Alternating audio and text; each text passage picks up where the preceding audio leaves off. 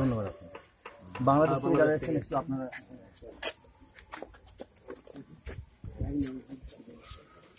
আমি বাংলাদেশ হাতটা দিন।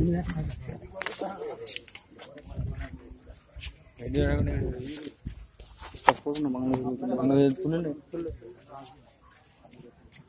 আমি একজন নাট্যকার। আমি দুঃখী ঘুরে আমি নাটক লিখেছি ঠিক করে, এবং আমি একজন জনতা সংবাদের সম্পাদক। আমরা আটজন এসেছি, আমরা সবাই আমার পাশে এসে প্রোগ্রাম করি।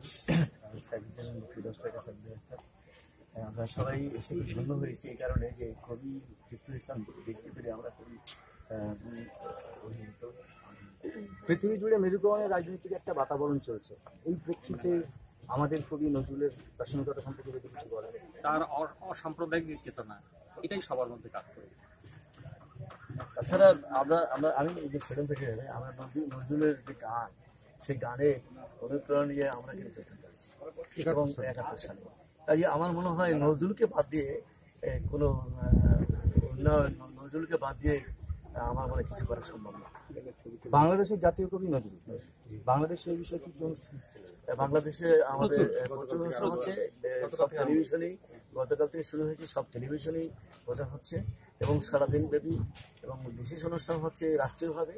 কাজেই আপনাদের সবাই জানেন যে নজরুল ওই মসজিদের পাশে আমার কবরটিও হয়, সেই ঢাকা ইউনিভার্সিটির মসজিদের পাশে খবর দেওয়া হয়েছে। এই কারণে সেখানে একটা সমাগম হবে আজকে, গতকাল থেকেই আজকেও হবে।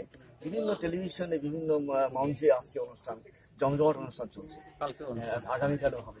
এবং আমরা এই জন্য প্রতি বছরই আমি বিশেষ করে ঢাকায় থাকি, ঢাকা থেকে আমরা যারা দেখছি যে নজরুলকে নিয়ে আমরা যা ভাবি, হ্যাঁ, এবং আমার মনে হয় আমরা এখানে এসে আরো প্রভাবিত হয়েছি।